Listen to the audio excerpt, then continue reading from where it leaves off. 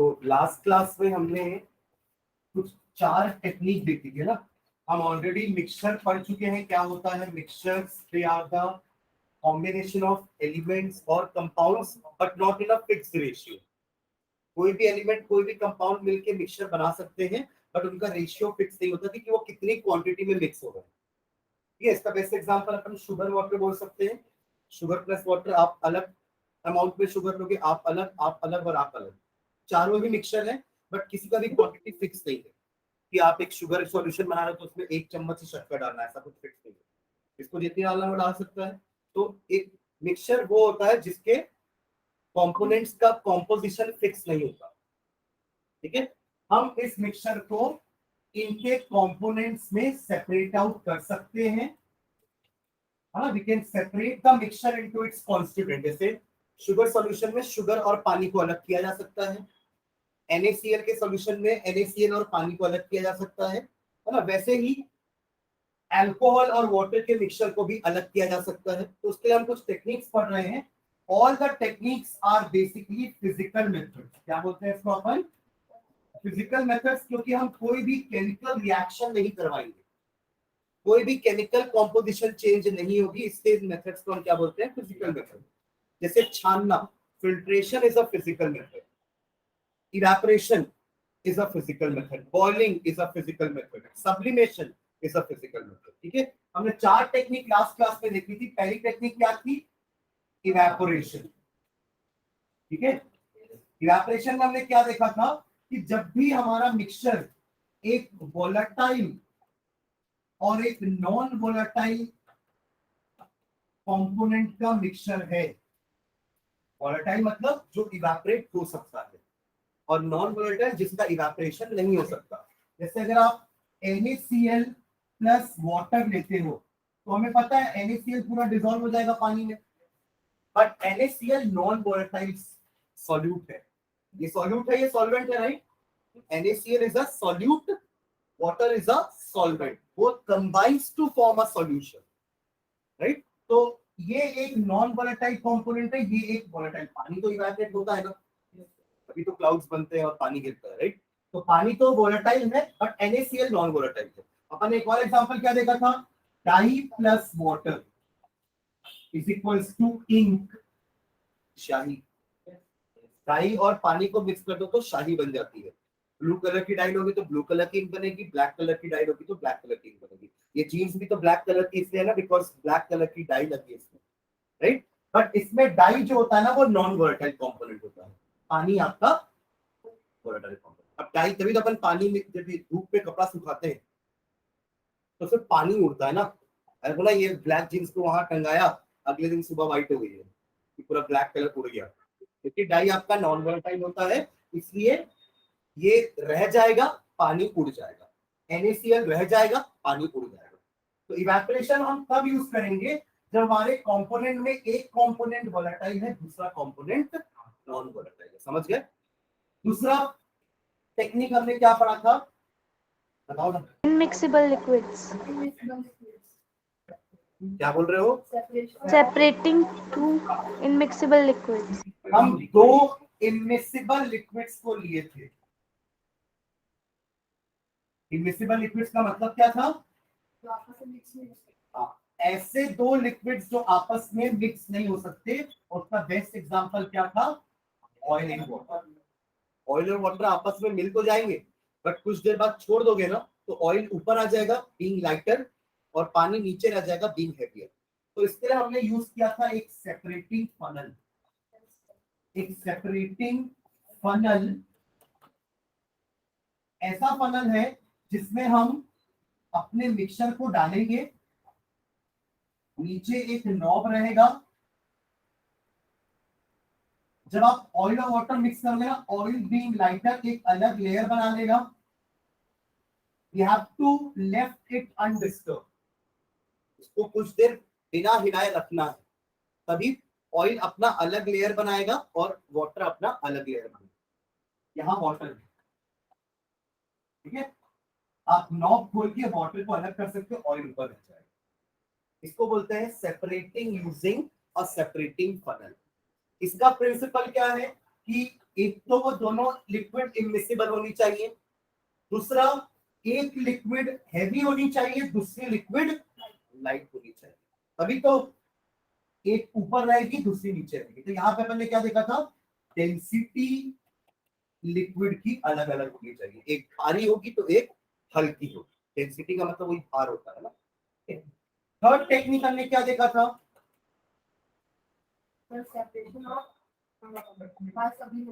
Sublimation process, है ना। अब सब्लिमेशन क्या होता है हमने देखा था, सब्लिमेशन तो आप पढ़े होंगे ना, सब्लिमेशन नहीं पढ़े यूनिट 1 में। सब्लिमेशन एक ऐसा टेक्निक है जो डायरेक्टली सॉलिड को गैस में कन्वर्ट करता है, लिक्विड फॉर्म नहीं आने देता, समझ रहे। और ऐसा हर चीज का नहीं होता ना, कुछ सब्सटेंसेस होते हैं जो सबलाइम सब्सटेंस होते हैं, जैसे कैम्फर, कपूर, आप उसको जब जलाते हैं तो वो लिक्विड में कन्वर्ट नहीं होता, वो सीधा गैस बन जाता है। अमोनियम क्लोराइड एक और ऐसा सब्सटेंस है, नैफ्थलीन बॉल्स जो हम वो गोले गोले रखते हैं ना, बेसिन के ऊपर रखते हैं और हम कपड़ों में भी रखते हैं, तो वो भी उड़ता है, सीधा गैस बनता है, वो लिक्विड नहीं बनता, ठीक है। तो ये हमारे कुछ ऐसे सब्सटेंसेस हैं जो सबलाइम होते हैं। तो हम सब्लिमेशन कब यूज करेंगे, जब हमारे मिक्सचर में एक सबलाइम सब्सटेंस है प्लस दूसरा नॉन सबलाइम, तो क्या होगा, ये गैस बन के उड़ जाएगा और ये वही रह जाएगा। हो सकता है ये मेल्ट होकर लिक्विड बन जाए, क्योंकि ये तो सबलाइम नहीं होगा ना, तो सॉलिड से अगला चीज लिक्विड बनेगा, बट ये सबलाइम होता है इसलिए सॉलिड से डायरेक्टली गैस बन गया, समझ रहे हैं। और फोर्थ हमने क्या देखा था last method, Separating two miscible liquids. Simple distillation process देखे थे, और ये किसके लिए था, और टू मिसिबल लिक्विड्स। पहले हमने जो मेथड देखा था वो इमिसिबल के लिए था, जो लिक्विड्स मिक्स नहीं हो सकते, बट यहाँ पे वो दो लिक्विड मिक्स हो जाते हैं, और उसको अगर आप ऐसे खाली छोड़ दोगे तो वो अलग अलग लेयर नहीं बनाते, यही रहती है। तो आप यहाँ से ले सकते हैं, यहाँ से तुम खा सकता है कोई, पर बता देना, ठीक है। तो दो मिक्सेबल लिक्विड्स का मतलब क्या है, जो आपस में मिक्स हो जाए, जैसे अल्कोहल एंड वाटर, बट दोनों का बॉइलिंग पॉइंट अलग अलग होता है। अल्कोहल का बॉइलिंग पॉइंट हमने देखा था ना कि 78 डिग्री था, है ना, और पानी का बॉइलिंग पॉइंट हमें पता है 100 डिग्री होता है, राइट। तो अब क्या होगा, जब आप दोनों को एक साथ लेके बॉइल करोगे, तो पहले बॉइलिंग पॉइंट अल्कोहल का आएगा, अल्कोहल इवेपोरेट होगा, बॉइल होगा, वेपर बनेगा और बाहर आ जाएगा। बाहर हम उसे कंडेंस करा लेंगे, ठंडा करके लिक्विड में वापस से कन्वर्ट हो जाएगा। एक गरम गरम गैस को अगर आप ठंडा टच दे दोगे ना, तो वो लिक्विड बन जाएगा। उस प्रोसेस को हम क्या कहते हैं, कंडेंसेशन। क्या बोलते हैं, condensation. It is a normal practice. हम देखते हैं घर में जब पानी उबालते हो, पानी उबाल के छोड़ दो और उसके ऊपर एक ठंडी प्लेट रख दो, तो you can see the droplets of water in the plate. Plate ठंडी थी, पेपर गरम गरम आया, जैसे उस ठंडी प्लेट से टकराया तो वहां पे ड्रॉपलेट बन जाएगा, पानी बन जाएगा, समझ रहे हैं। तो ये मेथड से हम दो मिसिबल लिक्विड्स को, जिसका बॉइलिंग पॉइंट में थोड़ा सा डिफरेंस होना चाहिए, कम से कम 20-25 डिग्री का डिफरेंस होना चाहिए, ताकि जब तक पहली वेपराइज होके जा रही है ऊपर, दूसरी तुरंत वेपराइज ना हो जाए। अगर दोनों के बॉइलिंग पॉइंट में कम डिफरेंस होगा तो तुरंत दूसरी भी वेपराइज होना चालू हो जाएगी, है ना। तो इसलिए अपन ये टेक्निक यूज करेंगे तब जब बॉइलिंग पॉइंट में डिफरेंस होगा। Boiling point must differ by 25 degree Celsius, समझ गए। तो ये चार टेक्निक पढ़े थे अपन, इसका डायग्राम बनाने बोला तो बनाए हो, ये बनाया नहीं, मैं तो बोला था होमवर्क रह गई, क्योंकि डायग्राम बड़ा था। कॉपी कहाँ है तेरी, कॉपी देख, बना हुआ है इसका डायग्राम, फिर ठीक, कॉपी खोल के देखा करो, उसको घर जाके रख के अगले दिन उठा के रख लिया करो। दर्शन आप बनाए हो? Yes, sir. अब आके देख तो नहीं सकता मैं, चलो ठीक है, मान लेता हूँ। चलो आगे बढ़े। चलो पांचवा टेक्निक लिखते हैं, फिफ्थ टेक्निक लिख चुके थे क्या हेडिंग, सेंट्रीफ्यूगेशन। अगला हेडिंग है, अगला आपका टेक्निक है सेंट्रीफ्यूगेशन। यहाँ से आप लिखना चालू करो, देख लो जितना समझ में आ रहा है ठीक है, वरना जो फ्रेश चैप्टर अपन चालू करेंगे ना इसका आएगा। ये आया थोड़ा बहुत पीछे का सेंट्रीफ्यूगेशन, ठीक है। इसका टेक्निक का क्या मतलब है, ये आपका पांचवा टेक्निक, ठीक है, centrifugation.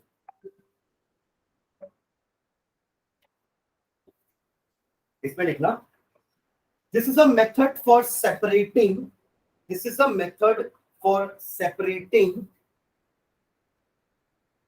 this is a method for separating, this is a method for separating the particles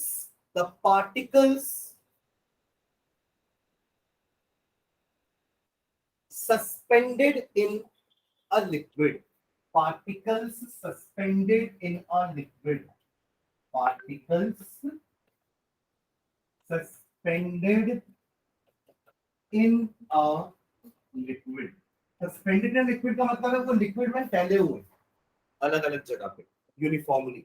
जैसे मिल्क के अंदर फैट, मिल्क के अंदर फैट या क्रीम बोल लो, अमूल दूध देखे दो पैकेट आता है, एक रेड कलर का और एक ब्लू कलर का, देखो वो ब्लू कलर का उसमें फैट कम होता है और रेड वाले में फैट या क्रीम ज्यादा होता है, उससे घी भी ज्यादा बनता है। रेड वाला पैकेट थोड़ा महंगा भी आता है बट उससे घी मलाई ज्यादा निकलती, मलाई ज्यादा निकलती तो वही मलाई से घी बनाते तो घी भी ज्यादा बनता है। तो ये जो प्रोसेस है जिससे बनाते हैं अपन ये क्रीम या बटर, इस प्रोसेस को हम सेंट्रीफ्यूगेशन बोलते हैं। तो दूध से क्रीम निकालना, क्रीम से बटर बनाना, ये प्रोसेस को हम सेंट्रीफ्यूगेशन बोलते हैं, जिसमें हम उस मिक्सचर को तेजी से रोटेट करते हैं। जनरली घर में आपने देखा होगा मिक्सर यूज करते हैं ना, मिक्सर बोलो या उसको सेंट्रीफ्यूगल मशीन बोलो ना, सेंट्रीफ्यूगल मशीन मतलब लार्ज स्केल में अगर आपको काम करना है ना तो हम सेंट्रीफ्यूगल मशीन लेते हैं। सेंट्रीफ्यूगल मशीन का मतलब क्या मैं दिखा रहा हूं आपको, क्या हाँ एग्जैक्टली वो मोटर ही तो रोटेट करेगी।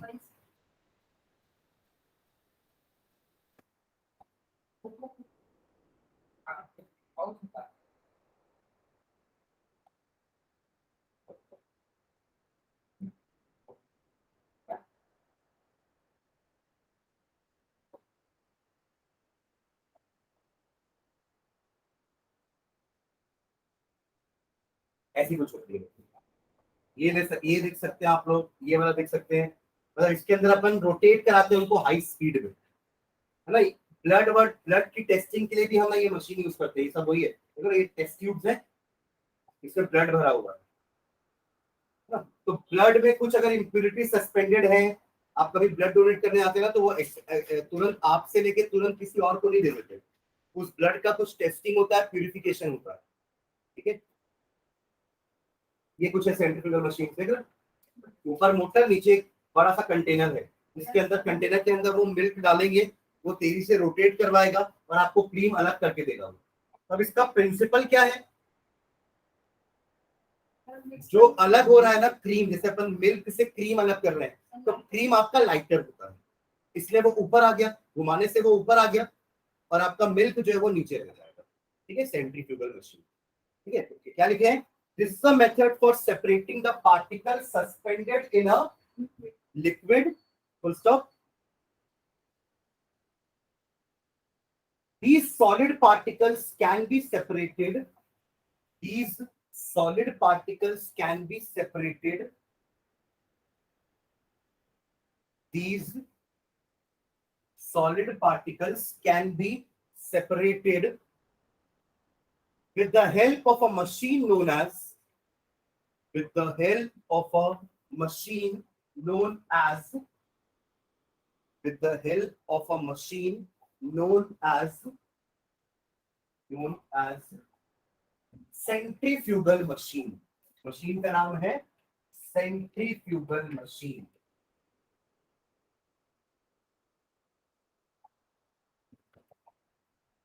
सेंट्रीफ्यूगल मशीन,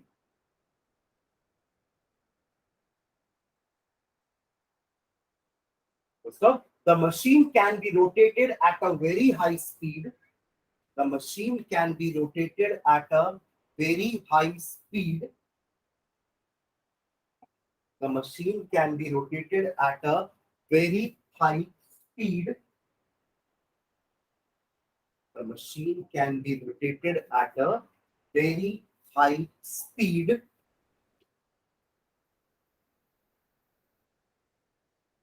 ये काम अपन घर में मिक्सी में करते हैं ना, मिक्सर ग्राइंडर में, वो भी रोटेट करता हाई स्पीड में। हाँ, पहले हाथ से कर दे। हाँ, the machine can be rotated at a very high speed, full stop. The principle of this process, her process का प्रिंसिपल याद रखना। अपन कोई भी मिक्सचर को किसी भी टेक्निक से नहीं अलग करते, सबका अपना अपना एक प्रिंसिपल है। जैसे अपन पीछे यहाँ पे लिखे ना, आप सेपरेटिंग फनल से टू इमिसिबल लिक्विड्स को अलग करते हो, टू मिसिबल लिक्विड्स को अलग नहीं कर सकते, समझ रहे हैं? उसके लिए डिस्टिलेशन। वैसे ही सबलाइन सब्सटेंस को अलग करने के लिए आप इवेपोरेशन नहीं कर सकते, you have to take sublimation process, समझ रहे हैं? तो सब प्रोसेस का अपना अपना प्रिंसिपल है, अकॉर्डिंगली हम उस टाइप के मिक्सचर को पर्टिकुलर टाइप के प्रोसेस से सेपरेट आउट करेंगे, ठीक है? तो the principle of this process is that the principle of this process is that the denser particle, denser मतलब भारी, Heavier. heavier, the denser particles are forced to the bottom, the denser particles are forced, धक्का देकर उनको नीचे कर देंगे, are forced to the bottom and the lighter particles stay at the top, and the lighter particles stay at the top, stay at the top, stay at the top when spun rapidly, when spun, spun मतलब वो spin का अलग form है ना, spin, spun, when spun rapidly, ठीक है? Tensor वाला नीचे चला जाएगा, लाइटर वाला ऊपर आ जाएगा, when spun rapidly, ठीक है? Okay,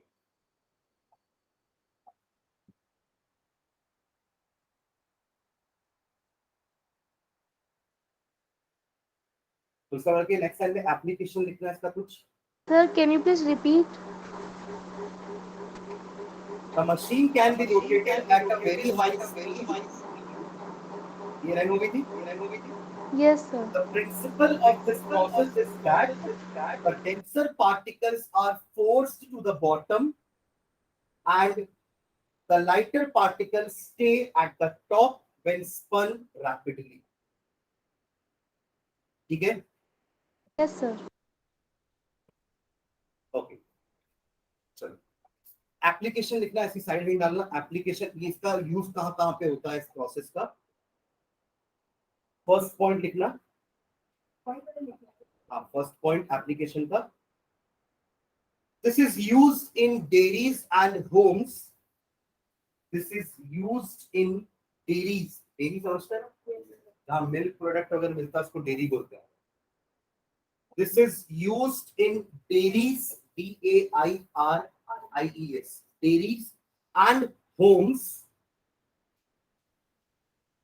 to separate butter from cream. Separate butter from cream. Cream थोड़ा हेवियर होगा, वो नीचे चला जाएगा, बटर लाइटर होगा, ऊपर आ जाएगा, हम उसे निकाल सकते हैं। ये बस अंतर यही है कि डेयरीज में उस टाइप की सेंट्रीफ्यूगल मशीन्स होंगी, हमारे घर में हम मिक्सी या मिक्सर ग्राइंडर से उसको काम कर देते हैं, ठीक है? सेकेंड पॉइंट लिखना,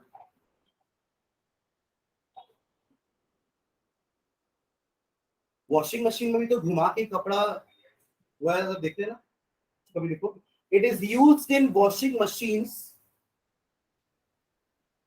it is used in washing machines,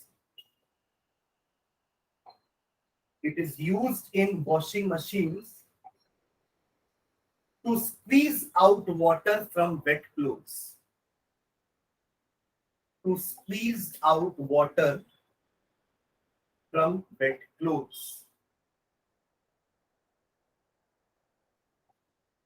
To squeeze out water from wet clothes. Then, and last third point लिखना. वो ब्लड वाला मैंने बताया था ना आपको, टेस्टिंग में टेस्टिंग में ब्लड था, एक पॉइंट लिख लेते हैं. It is extremely used in. It is extremely used in.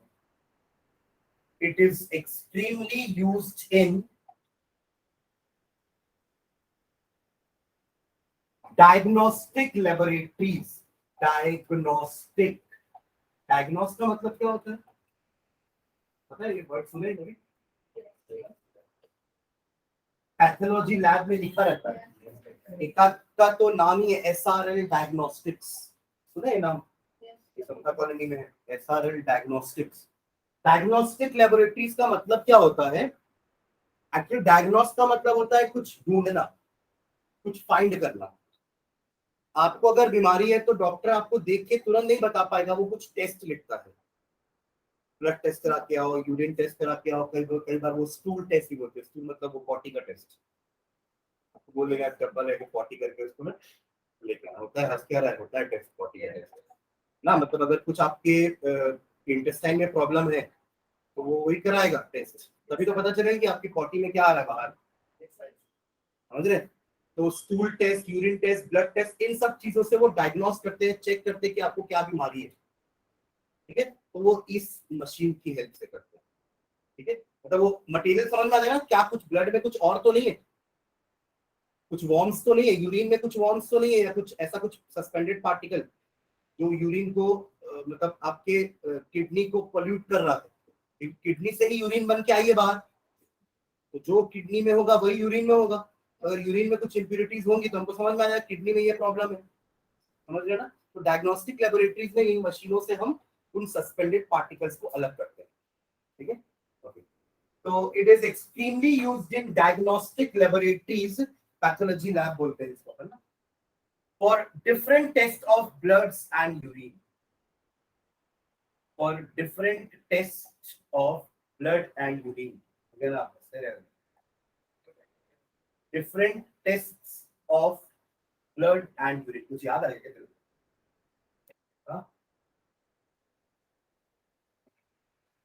for different tests of bloods and urine. नहीं, सॉलिड हो गया ना पूरा. वो लेबोरेटरी में होता है इसलिए मैं बोल दिया. ठीक है, बट अपन लिक्विड वाले को ही देंगे ना. ठीक है, ये हो गया आपका पांचवा method, that is सेंट्रिफिकेशन. Next sixth method में आते हैं अपन. इसका कोई डायग्राम नहीं है. ठीक है, पांचवें मेथड में बाकी हमने इवेपोरेशन में एक डायग्राम बनाया है, डिस्टिलेशन में भी डायग्राम बनाया है, सेपरेटिंग फनल का भी डायग्राम बनाया है, सब्लिमेशन का भी डायग्राम बनाया है. ठीक है, चलो नेक्स्ट अगला टेक्निक लिखना. हाँ हाँ, अगला वीडियो देखो. अभी हमने जो डिस्टिलेशन पढ़ा था ना, वो किसके लिए था? दो मिसिबल लिक्विड्स के लिए था, बट उनके बॉइलिंग पॉइंट मैंने क्या बताया था? They should differ by 25 degree Celsius. पर अगर ऐसा नहीं है, अगर दो लिक्विड ऐसे हैं जिनका बॉइलिंग पॉइंट में डिफरेंस ज्यादा नहीं है, तब अपन इसको सिंपल डिस्टिलेशन ना यूज करके क्या करेंगे? Fractional distillation. आज अपन उसके बारे में बात करेंगे. नाम है उसका फ्रैक्शनल डिस्टिलेशन. हेड डाल लो.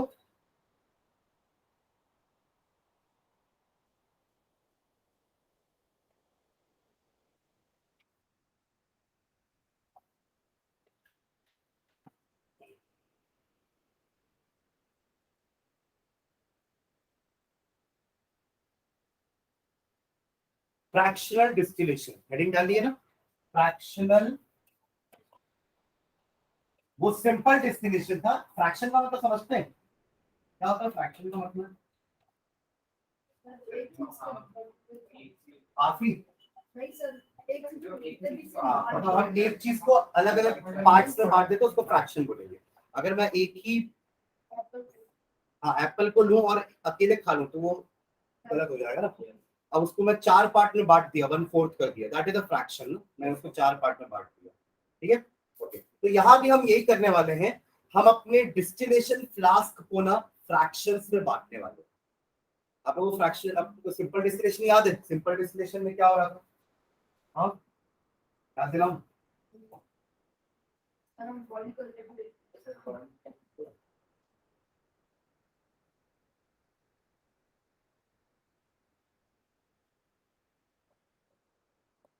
सिंपल डिस्टिलेशन में क्या हो रहा था?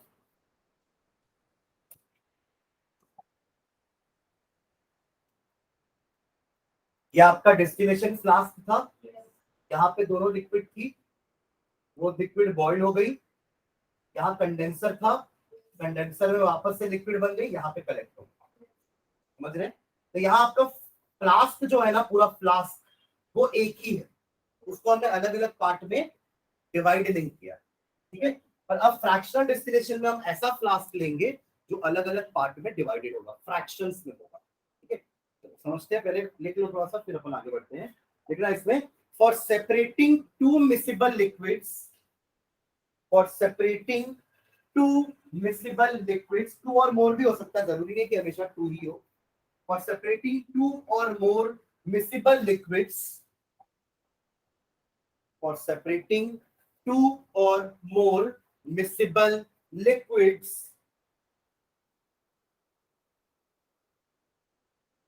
which have boiling points close to each other, ये लिखना जरूरी है ना, which have boiling points close to each other, समझ रहे हो? which have boiling points close to each other.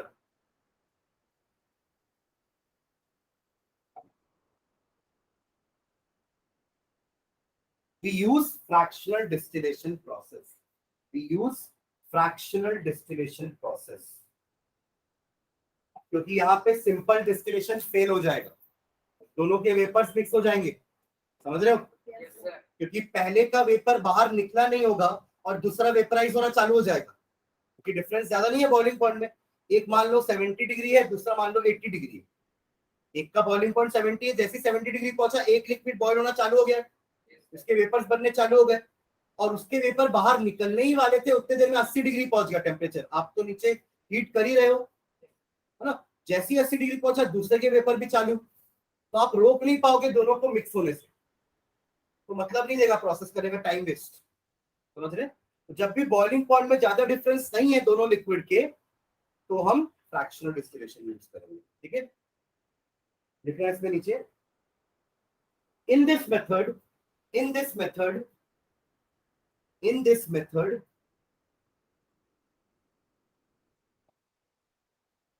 in this method, in the distillation flask, in this method, in the distillation flask,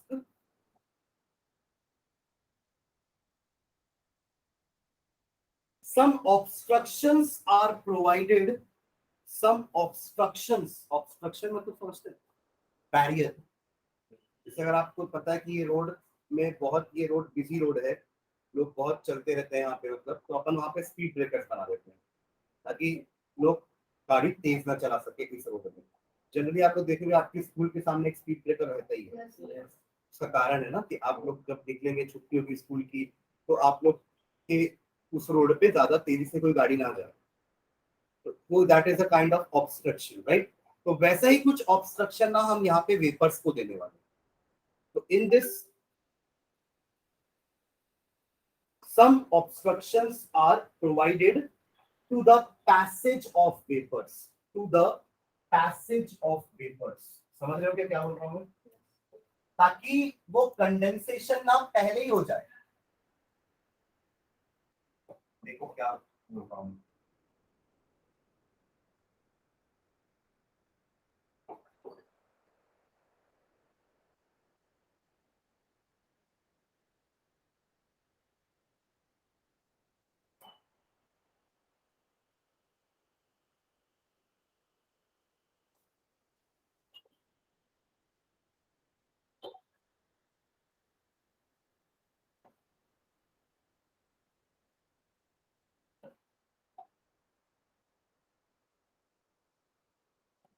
चलो दोनों मेथड को देखते हैं।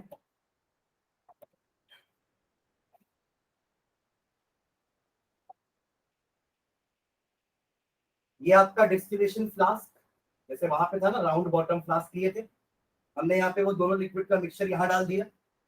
अब जैसे ही पहले लिक्विड का बॉइलिंग पॉइंट पहुंचा, वो वेपराइज होके ऊपर जाएगी, है ना। अब यहाँ पे इस कॉलम को देखो, ये जो एक टेस्ट ट्यूब लिया है ना, यहाँ पे ट्यूब जैसा है जो भी, क्लियर नहीं है ये इमेज। इमेज नहीं दिख रही है।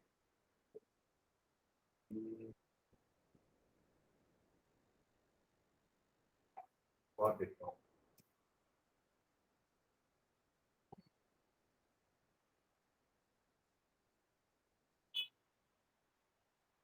आपके बुक में भी फोटो होगी, कौन सा है बता रहा हूँ आपको, पेज 2.10 देखना, page number 22, page number 22, 2.10 figure, उसमें समझना एक बार ना। Yes sir. हाँ, अब देखो, नीचे फ्लास्क है, उसके नीचे बर्नर है, फ्लास्क से जो लिक्विड वेपराइज हो रही है ना, वो ऊपर जा रही है, एक ट्यूब है ऊपर, जिसमें आप लोग को दिख रहा होगा कुछ कुछ दाना दाना जैसे भरा हुआ है ना, वहां पे वो ग्लास बीड्स है, कांच के टुकड़े हैं, समझ रहे हैं क्या? वो कांच के टुकड़े से ना गैस वही टकरा के कंडेंस हो जाएगी, और हम वहीं से उसको कलेक्ट कर सकते हैं। एक्चुअली ये एक्चुअल सेटअप नहीं है, एक्चुअल सेटअप ना ऐसा कुछ होता है फ्रैक्शनल डिस्टिलेशन में। ये दिख रहा है, ये तो दिख रहा होगा। Yes sir. इसमें वो क्या आपको अलग अलग रो दिख रहे हैं अलग अलग लिक्विड के लिए? यहाँ पे आपको फ्यूल ऑयल लिखा हुआ दिख रहा होगा, ये डीजल है, ये केरोसिन है, ये पेट्रोल है, दिख रहा है। तो हम बॉईल करना स्टार्ट करेंगे, और अलग अलग देखो, आपका जो फ्यूल ऑयल है वो 370 डिग्री सेल्सियस में बॉईल होगा, डीजल 300 में, केरोसिन 200 में, पेट्रोल 150 में। समझ पा रहा, अलग अलग लेवल पे हम अलग अलग लिक्विड को कलेक्ट कर रहे हैं। तो जब अपन पहले पेट्रोल के लिए रखेंगे, सबसे पहले अगर आप देखोगे तो उसके पहले ब्यूटेन भी है, 20 डिग्री, 20 डिग्री, 150 डिग्री, 200, 300, 370 दिख रहा है ना, और फिर 400 में आपका लुब्रिकेटिंग ऑयल। तो जैसे ही अपन बॉईल करना चालू करेंगे ना, तो सबसे पहले 20 डिग्री पहुंचेगा, तो हम ये सारे फ्रैक्शंस को हटा देंगे, मतलब ये अभी आप इनके पास ओपनिंग है, देखो ठीक है, ये ऊपर एक ऐसा कैप जैसा बना हुआ है, मतलब ये ऐसा है, और ये ऊपर कैप बना हुआ है। जैसे ही 20 डिग्री पहुंचा ना, ये आपका ब्यूटेन प्रोपेन इवेपोरेट होकर ऊपर जाएगा, तब ये कैप्स ओपन रहेगी। जैसे ही ब्यूटेन ऊपर गया ना, ये कैप बंद होने लगेगी। तो जैसे ही ब्यूटेन इस वाले से ऊपर गया, ये कैप बंद हो जाएगी। समझ रहे मैं क्या बोल रहा हूं? ताकि दूसरा 150 पहुंचते तक ब्यूटेन बाहर निकल जाए गैस बन के, और उसको अपन अलग से ऊपर कलेक्ट कर लेंगे। फिर जैसे ही 150 पहुंचा, ये कैप फिर से ओपन होंगी, पेट्रोल जो है वो इवेपोरेट होके ऊपर जाएगा, कंडेंस हो, फिर यहां से उसको अपन कलेक्ट कर लेंगे इस लेवल पे, और यहाँ पे उसको कंडेंस करा के लिक्विड बना देंगे। समझ रहे हैं ना? फिर जैसे ही 150 से मतलब ये ऊपर जाने के बाद ये 200 पहुंचा, तो फिर आपका केरोसिन इवेपोरेट होगा, केरोसिन यहाँ कलेक्ट हो जाएगा। तो अपन ने पूरे फ्लास्क को अलग अलग फ्रैक्शंस में डिवाइड कर दिया है, ताकि जब पहला लिक्विड वेपराइज होकर ऊपर जाएगा, तब ये सारे बैरियर्स बंद रहे, ताकि दूसरा लिक्विड अगर वेपराइज हो भी या गलती से, तो वापस से यही कंडेंस होकर नीचे वापस आ जाएगा, तब तक पहला लिक्विड कलेक्ट हो जाएगा ऊपर। समझ में आ रहा है? यहाँ पे उसी चीज को ना अलग अलग फ्रैक्शनेटिंग कॉलम में डिवाइड किया है। आप लोग के लिए उसको ग्लास बीड्स डाला है यहाँ पे, क्या होगा, ग्लास बीड से ना यही वो कंडेंस हो जाएगा, आप यहाँ से उसको कलेक्ट कर सकते हो, उतना ऊपर जाने की जरूरत नहीं है कंडेंसेशन के लिए। समझ में आ रहा है ना? लिखो उसके।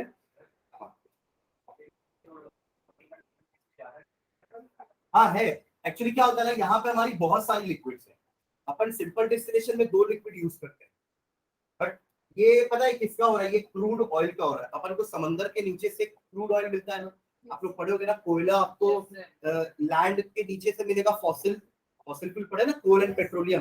तो कोयला आपको जमीन के नीचे से मिलेगा, और पेट्रोलियम आपको समंदर के नीचे से मिलेगा। क्रूड ऑयल बोलते हैं जिसको, काला तेल, कच्चा तेल बोलते हैं जिसको।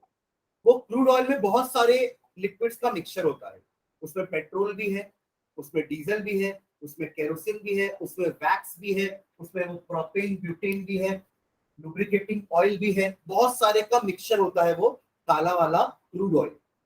उसका हम फ्रैक्शनल डिस्टिलेशन जब कराते हैं ना, 2 और मोर लिक्विड्स का मिक्सचर है वो, तो अलग अलग फ्रैक्शन में मुझे अलग अलग लिक्विड मिल जाता है। वो कह रही है नहीं, इसका मैकेनिज्म होगा ना, ये एग्जैक्ट रूल ना। आप अगर कभी पेट्रोलियम रिफाइनरीज में जाएंगे ना तो समझ में आएगा कि कैसे उनको वो कंट्रोल करते हैं। ये तो जस्ट एक मॉडल है, ठीक है, वहां पूरा मैकेनिज्म होगा इनको अलग करने का। देखिए अगर ये पूरा पैक रहेगा तो गैस ऊपर कैसे जाएगी, गैस तो यहीं पे कंडेंस हो जाएगी ना। समझ रहे हैं मैं क्या बोल रहा हूँ? चलो क्या पॉइंट लिखे last, provided to the passage of vapors, इतना तक लिखे, फुल तो करके लिखना। The fractionating column, इसको पूरा fractionating column बोल रहे हैं। यहाँ पे ये आपका fractionating column है।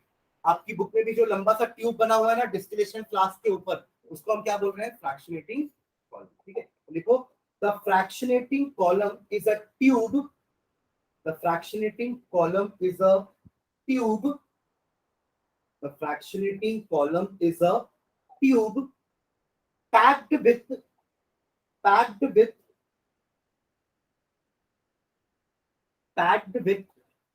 glass beads, कांच के टुकड़ों से वो पैक्ड होगा,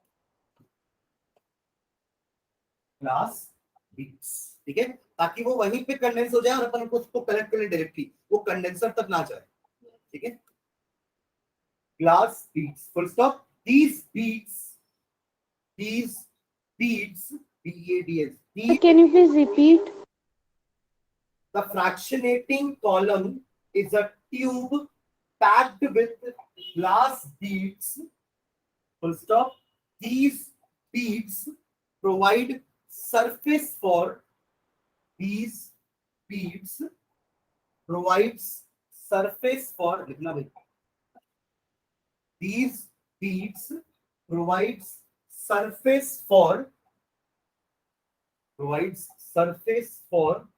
vapors to cool and condense, provides surface for vapors to cool and condense. समझ रहे हैं? These beads provide surface for vapors to cool and condense. Clear है? इस तरीके से वो सेपरेट आउट हो जाएंगे। इसके डायग्राम के लिए जगह छोड़ दो, आप लोग डायग्राम घर से बना के ले आना, जगह छोड़ दो। उस समय मैं जगह छुड़वा के सेंट्रीफ्यूगेशन लिखवाया था, बुक वाला डायग्राम ही बनाएंगे, है ना। मैं लास्ट क्लास में भी सेंट्रीफ्यूगेशन लिखवाने से पहले जगह छुड़वाया था कि याद रहे कि हमको यहाँ पे डायग्राम बनाना है, और आप लोग कॉपी खोल के देखते ही घर जाने के बाद। डन, चलो नेक्स्ट सर। हाँ सर एक बार ही लाइन रिपीट करिए ना। In the method in the distillation flask some in this method in the distillation flask some obstruction मतलब कुछ barrier, some obstructions are provided in the passage of vapors, ठीक है। yes sir mic off कर, ठीक है। चलो next hint डालना।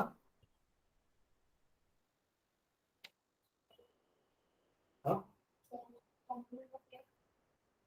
वो भी कर सकते हैं, तो एक और मेथड लिख लेते हैं पहले, क्रिस्टलाइजेशन। अगला मेथड डालो क्रिस्टलाइजेशन।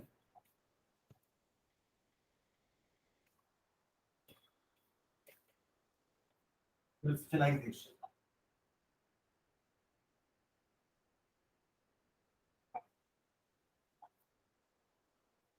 क्रिस्टलाइजेशन, ठीक है।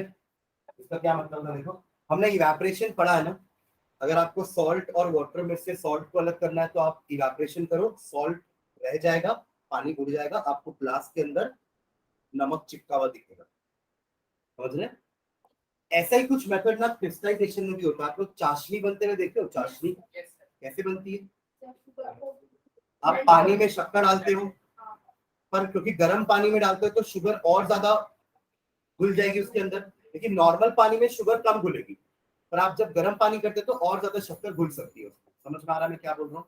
ठीक है, तो उस समय क्या होता है, आप गरम गरम चाशनी बना रहे हो तो बहुत सारी शक्कर घुल जाएगी, पर जैसी चाशनी ठंडी होती है, ठीक है, आपको व्हाइट व्हाइट परत जम जाती है, दैट इज क्रिस्टलाइजेशन। आपने आपने जैसे ही शक्कर को गर्म पानी में घोला, वो गर्म पानी का इसलिए घुल गई, सैचुरेशन से ज्यादा घुल जाएगी। याद है हमने पढ़ा ना, saturated, unsaturated and super saturated solution. एक ऐसा सॉल्यूशन जिसमें और सॉल्यूट डिसॉल्व नहीं हो सकता, उससे अपन सैचुरेटेड बोलते हैं। पर अगर आप उसको गर्म करोगे तो और शुगर आप डिसॉल्व कर सकते हो, तो उसको सुपर सैचुरेटेड बोलते हैं। ठीक है, and when you allow it to cool, तब कुछ शुगर वापस से क्रिस्टल बन जाएगी। क्रिस्टल समझते हैं ना, शुगर के दाने को अपन क्रिस्टल बोलते हैं, नमक के दाने को हम क्रिस्टल बोलते हैं। तो आपने गर्म पानी में ज्यादा शक्कर तो घोल लिया, पर जैसी वो पानी वापस ठंडा होगा तो कुछ शुगर जो डिसॉल्व थी ना, वो वापस से अनडिसॉल्व फॉर्म में आ जाएंगी। उसी को अपन क्रिस्टलाइजेशन बोलते हैं। क्रिस्टल वापस बन गए ना उनकी, वो तो घुल चुकी थी गर्म पानी में, पर वो गर्म पानी में घुली थी, पर जब पानी वापस ठंडा होगा तो वो फिर से इनसॉल्युबल फॉर्म में आ जाएंगी। इस प्रोसेस को अपन क्रिस्टलाइजेशन बोलते हैं। समझ में आ रहा है? तो इसको अपन यूज कर सकते हैं, इसको अपन यूज कर सकते हैं किसके लिए? जैसे मान लीजिए आपके पास जो शक्कर है, कई बार ऐसा मार्केट में जाओगे ना तो शक्कर थोड़ी सी गंदी रहती है, धूल लगी हुई होगी शक्कर में, थोड़ी ब्राउनिश दिखती है।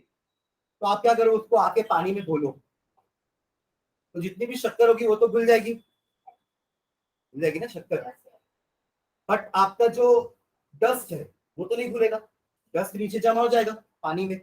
आप उसको फिल्टर कर दो, फिल्टर करोगे तो क्या होगा, डस्ट ऊपर फिल्टर पेपर में रह जाएगा और शक्कर वाला पानी नीचे आ जाएगा।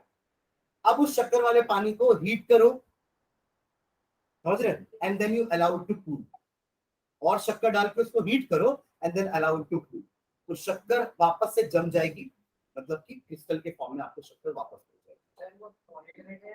सॉलिड रहेगा, हाँ पाउडरी फॉर्म में रहेगा, उसको अपन क्रिस्टल्स बोलते हैं। एग्जैक्टली वैसा क्रिस्टल नहीं आएगा जैसे शुगर पहले थी, आप सोचो कि क्यूब के फॉर्म में आ जाए शुगर, तो वैसा नहीं आएगा, बट क्रिस्टल्स हमें मिलेंगे, दाने दाने मिलेंगे शक्कर के। ठीक है, हाँ अलग ही करेंगे। ठीक है, चलो, तो लिखना इसमें हाइफन डाल के,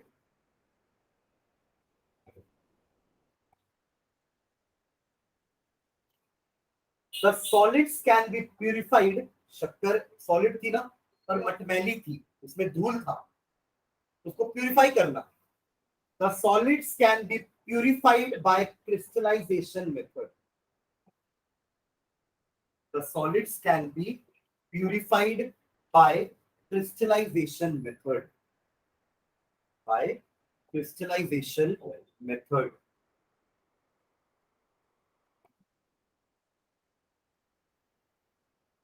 Full stop. Definition लिखना. It is a process which separates. It is a process which separates. जगह नहीं छोड़ा फ्रैक्शनल डिस्टिलेशन का डायग्राम बनाने के लिए, सर बनाया। The solids, sorry, can you hear? It is a process which separates a pure solid. It is a process which separates a pure solid in the form of its crystals, in the form of its crystals from a solution.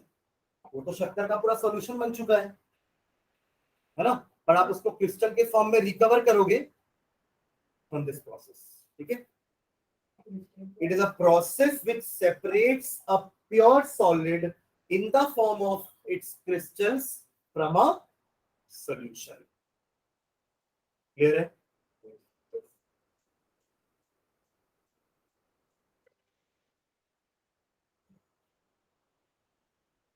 For example,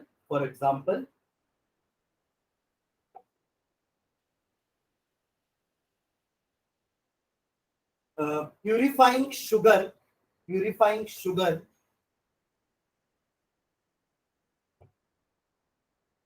from the sample of sugar, purifying sugar from the sample of sugar purifying sugar from the sample of sugar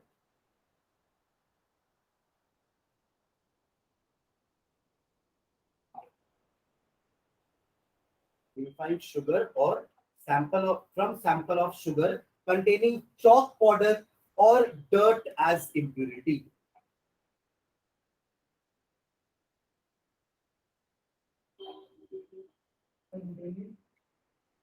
Containing chalk powder or dirt as impurities. मतलब उस sugar में chalk powder या dust impurity है, हमको उसमें से pure sugar अलग करना है. तो पहले अपन डिसॉल्व करेंगे पानी में, तो चॉक पाउडर और डर्ट डिसॉल्व नहीं होगा, फिल्टर करके अलग कर देंगे. उसमें उनकी अलग मशीन्स होती होंगी जिसको वो क्यूब के फॉर्म में कन्वर्ट करते होंगे, का मोल्ड होगा कुछ बारीक सा. ठीक है, हाँ, ओके. क्या दोबारा था ना, एग्जांपल था ना, separating sugar from sample of sugar containing chalk powder or dirt as a impurity. ठीक है,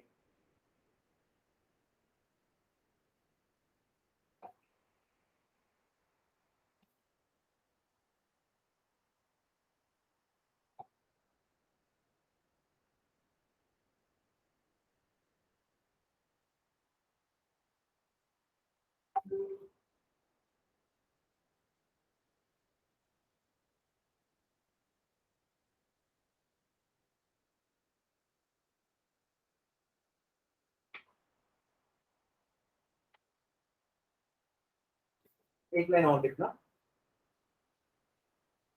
In this method, the solution is heated. In this method, the solution is heated. The solution is heated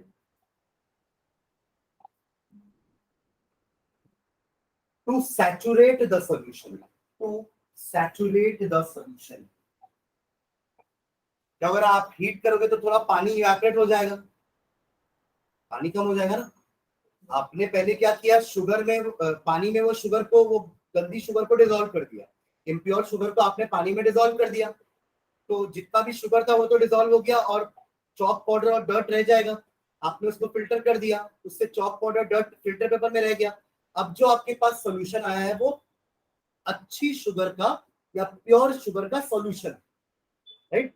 अब आप क्या करो, उसी solution को लेके heat करना चालू करो, और हीट इतना देर तक करेंगे कि पानी उसका काफी सारा इवैपोरेट हो जाए, और फिर आप उसको ठंडा होने के लिए छोड़ोगे. पूरा पानी नहीं उड़ाना है, ठीक है. पूरा पानी उड़ा दोगे ना तो शक्कर जल जाएगी, शक्कर जल जाएगी. शक्कर क्या, ऐसा एक वर्ड है, चार्ट, CHARRED, शक्कर काली पड़ जाएगी, शक्कर जल जाएगी. तो हमको पूरा पानी नहीं उड़ाना है, इतना पानी उड़ाना है कि आपका जो सॉल्यूशन है वो सैचुरेट हो जाए और एक्सेस शुगर जो हमने मिलाई होगी वो क्रिस्टलाइज हो जाए ठंडा होने के बाद. ठीक है, only allow it to cool. ठीक है, क्या लिखे, in this the solution is heated to saturate the solution and then we allow it to cool, and then we allow it to cool. थोड़ा पानी इवैपोरेट हो चुका है ना, then we allow it to cool, and in this way the crystals are recovered, the pure crystals are recovered, ऐसा लिखना. And in this way the pure crystals are recovered.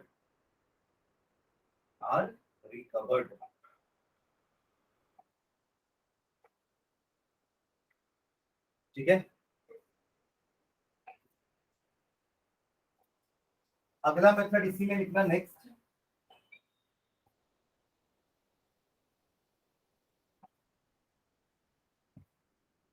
separating gases from air. Next method, separating gases from air.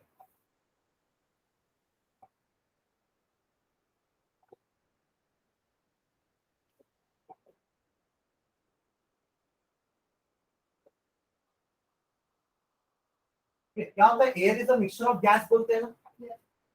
अगर air कहीं पे है तो उसमें कोई एक ही गैस नहीं होगी ना, it will have a mixture of gases, right.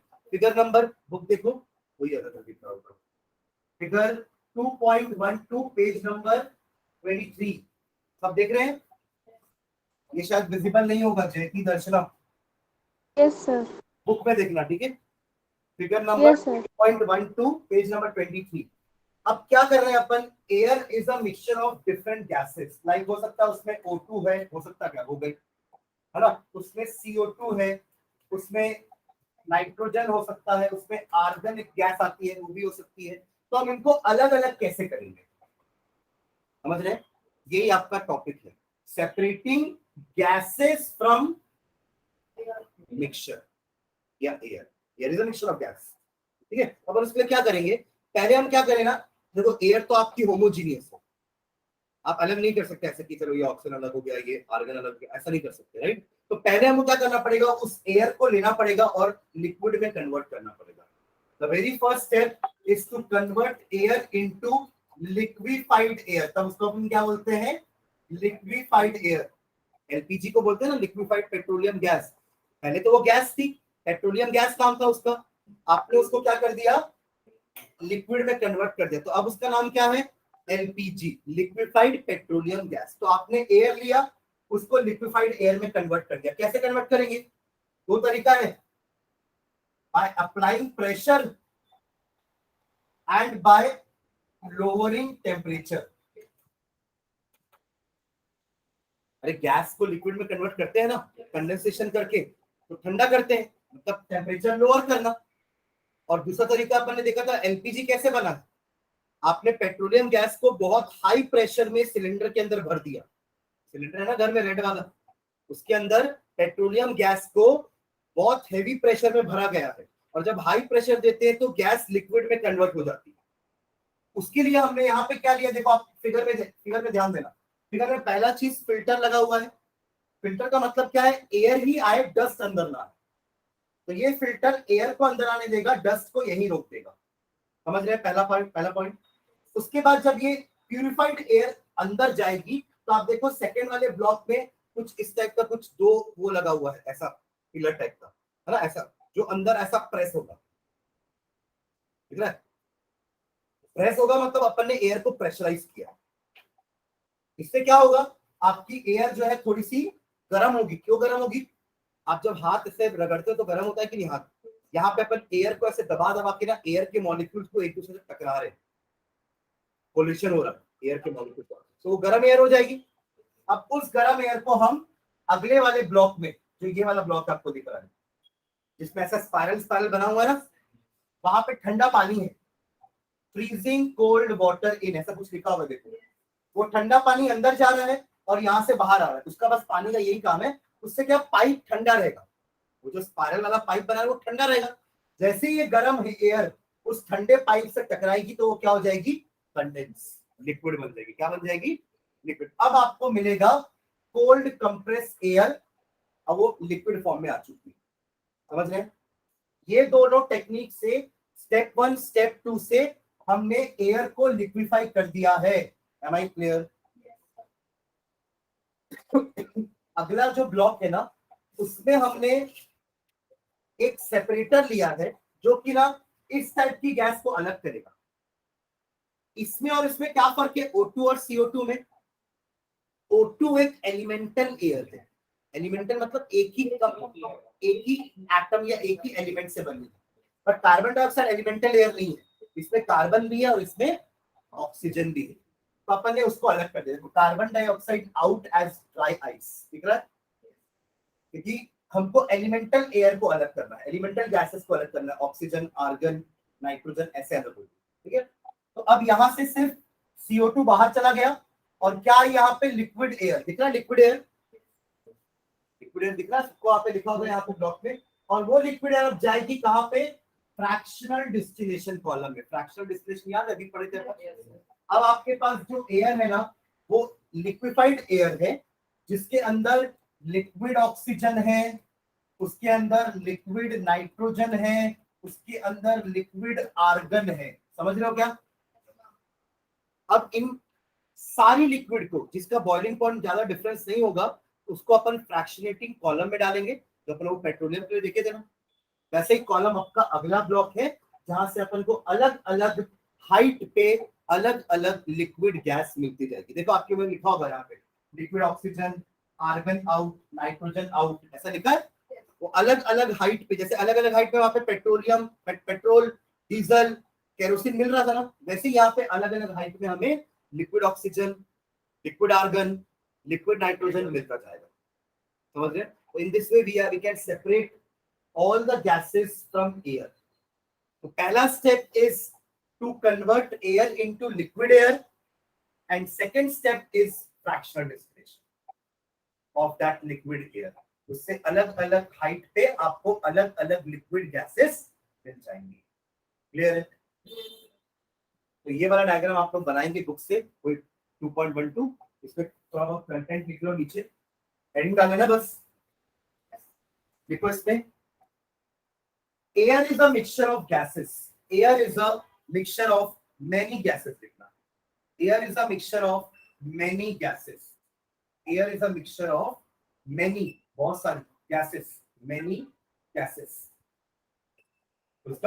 These gases can be separated from air.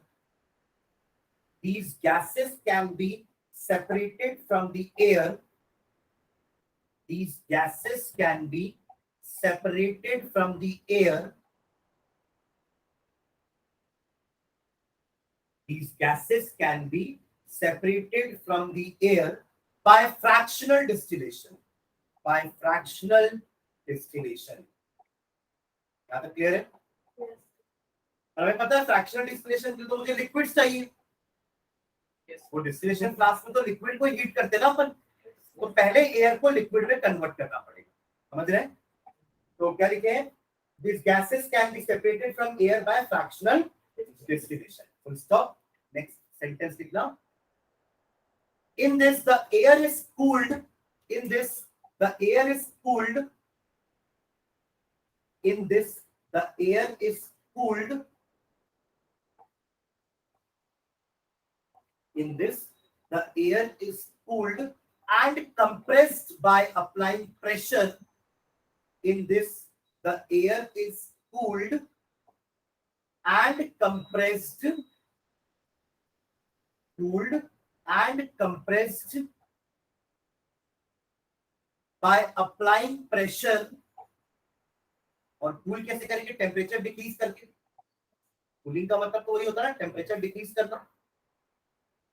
तो air is cooled and compressed by applying pressure and decreasing temperature.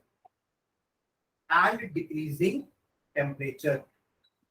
And decreasing temperature.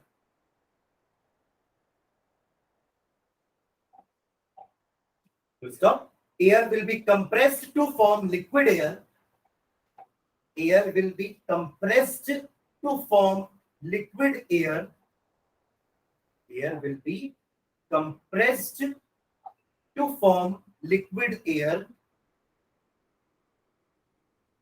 called liquefied air. Called liquefied air. LIQUEFIED.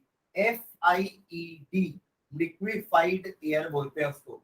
जैसे अपन ने LPG को liquefied petroleum gas बोल दिया ना, वैसे ही अब इस गैस को अपन क्या बोलेंगे? Liquefied air. Full stop. अब इस लिक्विफाइड एयर का क्या करना है हमें? Fractional distillation. ठीक है, फुल स्टॉप लगा के एक लाइन लिखना। Then this liquefied air is subjected to. Then this liquefied air is subjected to.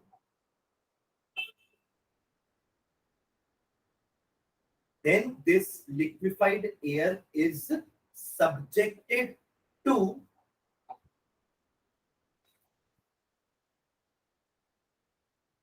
fractional distillation. Then this liquefied air is subjected to fractional distillation. आपको समझ में आ रहा है? Fractional distillation, and different gases are collected at different times, and different gases are collected at different times.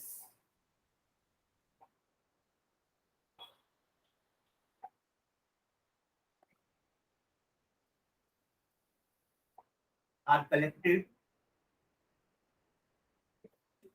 at different times.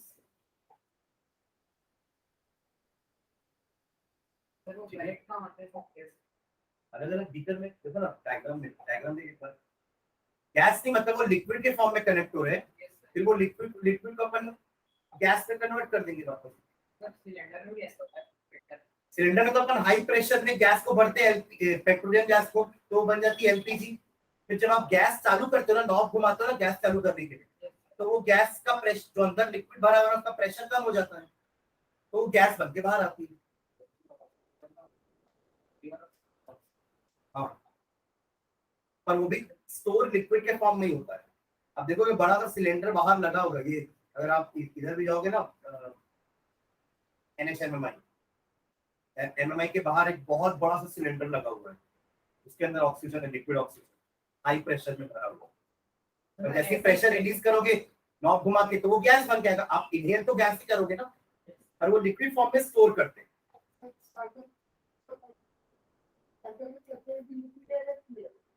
नहीं उतना pressure से नहीं बढ़ते, ज्यादा प्रेशर होता तो साइकिल में टायर फट जाएगा ना।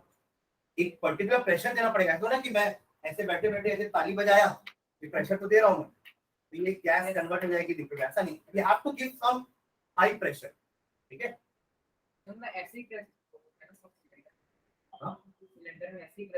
हाँ ऐसे ही कंप्रेस करके अपन उसको लिक्विड में कन्वर्ट करेंगे, ठीक है।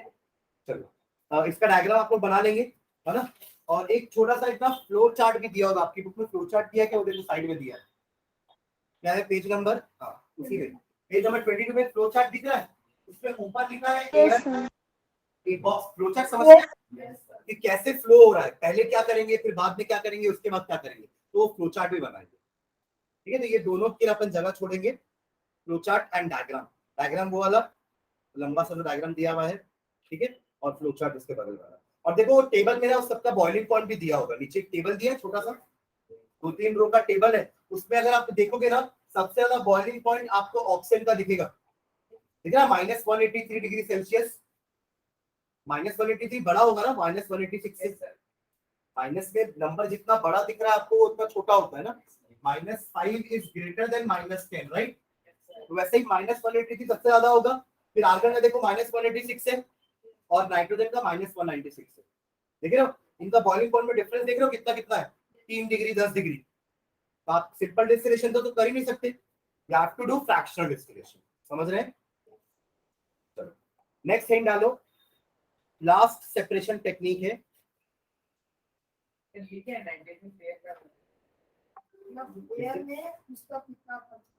परसेंटेज 96 थोड़ी ना, परसेंटेज एयर बाय वॉल्यूम। सबसे ज्यादा एयर में नाइट्रोजन है ना 78%, फिर आपका ऑक्सीजन होता है 21 के आसपास, 20.9 लिखा होगा, और आर्गन बहुत कम है 0.9%, 1% भी नहीं है गैस, पूरे हम पूरे एटमॉस्फेयर की बात कर रहे हैं। चलो नेक्स्ट हेडिंग डालो, लास्ट मेथड है अपना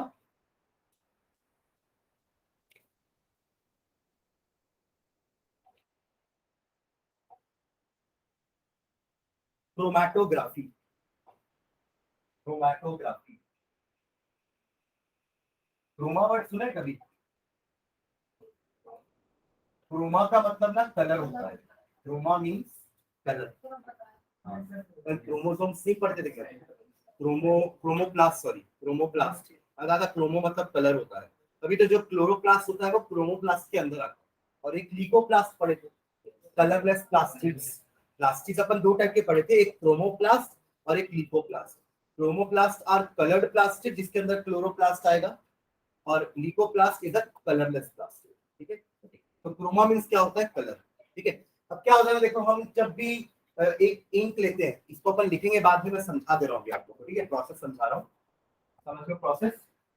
हम कभी कोई जैसे ब्लू इंक लेते हैं, मैंने क्या बोला, ब्लू इंक बनाने के लिए अपन ब्लू डाई लेते हैं, उसको पानी में डिसॉल्व कर देंगे तो बन गई ब्लू इंक।